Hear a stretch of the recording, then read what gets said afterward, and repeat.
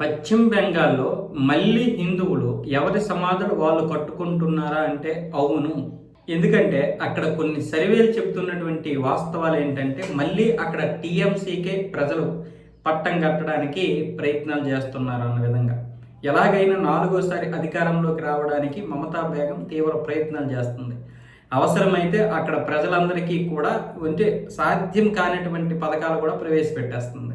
ప్రతి మహిళకి 5,000 రూపాయలని, ప్రతి ఇంటికి 10 లక్షల రూపాయలు ఇస్తామని ఇల్లు కట్టుకోవడానికి, ఇలాంటివన్నీ అసలు సాధ్యం కాదు. కానీ ఎలాగైనా సరే గెలవాలి అనే ఉద్దేశంతో ఆవిడ హిందూ ఓట్లని ఇలా ఫ్రీ పథకాలతో మభ్య పెడుతుంది. ముస్లింలకి నువ్వేం చెప్పాల్సిన అవసరం లేదు, వాళ్ళు ఎవరికి ఓటు వేయాలో వాళ్ళకి తెలుసు. వాళ్ళందరూ కూడా అప్రమత్తం అవుతారు. ఒకవేళ ఎవరికైనా తెలియకపోతే వాళ్ళలో వాళ్ళే సమన్వయం చేసుకొని వాళ్ళు ఒక యూనిటీగా ఉండి గ్రూపులుగా ఏర్పడి ప్రతి ఒక్కరిని కూడా వాళ్ళ గ్రూపులోకి చేర్చుకొని ఓటు ఆ నియోజకవర్గంలో ఎవరికి వేయాలనేది నిర్ణయించుకుంటారు. దాన్ని బట్టి మమతా బేగం ముస్లింలకి సపరేట్గా చెప్పాల్సిన అవసరం లేదు, కమ్యూనిస్టులకి చెప్పాల్సిన అవసరం లేదు, రోహింగ్యాలకి అవసరం లేదు. హిందువుల ఓట్లే ఇప్పుడు బీజేపీకి వెళ్ళిపోతాయేమో అనే భయంతో అక్కడ ఆవిడ చేసినటువంటి వాగ్దానాలన్నీ కూడా ఇవి. ఇంకా నిరుద్యోగులకి 4,000 5,000 రూపాయలు ఇస్తామని, అలాగే మహిళల అకౌంట్లో డబ్బులు వేస్తామని, ఇల్లు కట్టుకోండి 10 లక్షల రూపాయలు ఇస్తామని, ఇవన్నీ సాధ్యమవుతాయి. అలా సాధ్యం అవ్వాలంటే ఆ రాష్ట్రం ఎంత దివాలా తీయాలి అంటే అధికారం కోసం ఎలాగైనా సరే రాష్ట్రాన్ని నాశనం చేద్దామని చూస్తుంది. అంటే బీజేపీ చేతికి వెళ్తే తన యొక్క కోసాలు కదిలిపోతాయనే భయం ఆవిడికి. హిందువులు కూడా ఏం ఆలోచించకుండా 5 సంవత్సరాలు బీజేపీ గురించి మాట్లాడుకొని చివరిగా ఎన్నికలు వచ్చేసరికి ఆవిడ ఇచ్చినటువంటి పథకాలకు ఆశపడిపోయి లేదా వాగ్దానాలకు ఆశపడిపోయి ఆవిడ కోట్లు వేసేస్తున్నారు.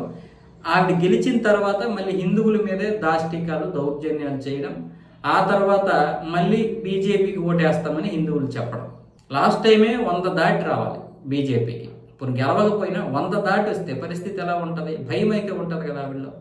అంటే అక్కడ తగ్గుతాయి కదా, ఇక్కడ 30 పెరిగాయి అంటే అక్కడ 30 తగ్గుతాయి. అంటే దీని ఎఫెక్ట్ 60 కొంటాం. లాస్ట్ టైం బీజేపీకి 65 వచ్చాయి, అదే 30 పెరిగాయి అనుకోండి, లేదా 100 దాటాయి అనుకో, ఎంత ఉంటుంది? 100 దాటితే మరి 35 40 సీట్లు రావాలి. అంటే ఆవిడికి అక్కడ 40 సీట్లు తగ్గుతాయి. 40 సీట్లు తగ్గడం అంటే సామాన్య విషయం కాదు. అప్పుడు బీజేపీకి ఈవిడికి మధ్యలో కేవలం చాలా తక్కువ గ్యాప్ ఉంటుంది, అధికార భయం కూడా ఉంటుంది. ఇప్పుడు మళ్ళీ సర్వేలు చూస్తే బీజేపీకి 110 వచ్చే అవకాశాలే ఉన్నాయి అన్న విధంగా కొన్ని సర్వేలు చెప్తున్నాయి. అది కేవలం మమతా బేగం యొక్క సర్వేలు మాత్రమే కాదు, నిజమైనటువంటి సర్వేలు, ఎస్ఏఎస్ లాంటి సర్వేలు, ఎన్ఎస్ఏ లాంటి సర్వేలు కొన్ని స్వతహాగా చేస్తున్నాయి కదా, వాటిల్లో కూడా ఇప్పుడు బీజేపీకి కొంచెం కష్టంలాగే ఉంది. సో బీజేపీ ఇప్పుడు జాగ్రత్త పడుతుంది, ముందస్తు జాగ్రత్తగా. కానీ అక్కడ నరేంద్ర మోదీ, అమిత్ షా తప్ప ఏ నాయకుడికి పెద్దగా పట్టులేదు. సువేంద్ర అధికారికి కానీ మిగతా వాళ్ళకి కానీ పెద్దగా ఇది లేదు. ఈ బీజేపీలో ఉన్న పరిస్థితి ఇదే. ఏదైతే బీజేపీ గెలుస్తుందో అక్కడ మంచిగానే నాయకత్వం పటిష్టం ఉంది. కానీ ఎక్కడైతే అధికారం లేదో అక్కడ కొన్ని రాష్ట్రాలు, ఉదాహరణకి మన ఆంధ్రప్రదేశ్లో నాయకులు ఎవరో తెలియదు మనకి, తెలంగాణలో 4 నాయకులు 4 దారులు, ఇలాంటి పరిస్థితి మన దగ్గర ఉంది. తమిళనాడులో బీజేపీ కూడా అంతే, 3 ముక్కలు అయిపోతూ ఉంటుంది. అంటే వాళ్ళలో వాళ్ళకి సమన్వయం లేదు, ఎవరికి వారే యమునా తీరే. పశ్చిమ బెంగాల్ పరిస్థితి అదే.